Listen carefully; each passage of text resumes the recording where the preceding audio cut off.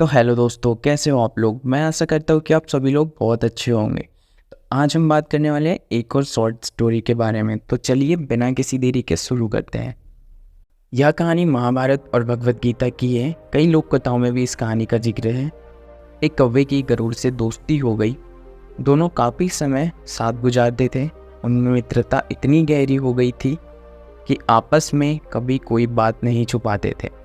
एक दिन दोनों एक नदी के किनारे पेड़ पर बैठे बात कर रहे थे। तभी एक यमदूत उधर से गुजरा। वो कौवे को देखकर मुस्कुराया। गरुड़ और कौवे ने उस यमदूत को अनदेखा किया और अपनी बातों में लग गए। लेकिन अगले दिन फिर वही हुआ। दोनों बातें कर रहे थे। तभी वही यमदूत फिर उधर से आया, वहाँ से गुजरा और फिर कौवे को देखकर मुस्कुराया। इस बार कौवे को कोई शंका हुई। उसने गरुड़ से कहा कि ये यमदूत मुझे देखकर कल भी मुस्कुराया था और आज भी वैसे ही मुस्कुराया। कुछ तो गड़बड़ है। हो सकता है मेरी मृत्यु आने वाली है। गरुड़ ने उसे समझाया कि ऐसा कुछ नहीं है, ये एक संयोग भी हो सकता है। तुम चिंता मत करो। 2-3 दिन ऐसे ही निकले। रोज यमदूत कौवे को देखकर मुस्कुराता था। अब तो कौवे को यकीन हो गया कि निश्चित ही मेरी मौत नज़दीक है। उसने गरुड़ से कहा, मित्र, मैं मरना नहीं चाहता, लेकिन यह यमदूत जरूर 1-2 दिन में मेरे प्राण निकाल कर ले जाएगा। ये रोज ही मुझे देखकर मुस्कुराता है।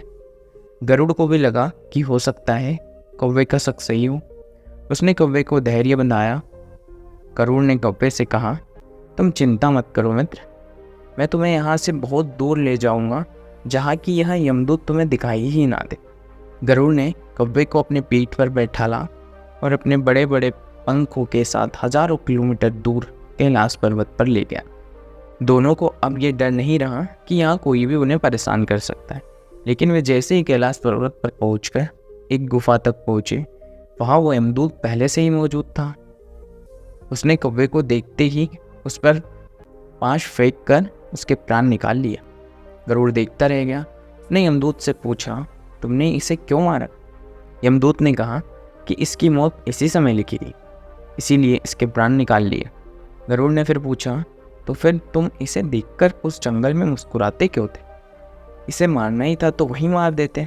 यमदूत ने जवाब दिया, इसकी मौत कैलाश पर्वत पर ही लिखी हुई थी, लेकिन 4-5 दिन पहले इसे मैंने उस जंगल में देखा तो मुझे आश्चर्य हो रहा था कि ये इतने कम समय में वहाँ पहुँचेगा कैसे, क्योंकि इसके पंख भी छोटे हैं और ये लंबी उड़ान भी नहीं भर सकता। तो हजारों योजन की दूरी ये कैलाश तक कैसे तय करेगा? यही सोचकर मैं रोज मुस्कुराकर गुजर जाया करता था। लेकिन भाग्य देखो, तुम इसके परम मित्र ही हो। इसे यहाँ तक इतने कम समय में तुम ले आए। तो ये थी कहानी। तो कहानी से हमें क्या सीख मिलती है? जीवन और मृत्यु भाग्य की बात है, इससे कहीं भी छिपा या बचा नहीं जा सकता। जब तक जिंदगी है तब तक कोई आपको मार नहीं सकता, लेकिन अगर मृत्यु निकट हो तो कोई भी कोशिश आपको बचा नहीं सकती। धन्यवाद।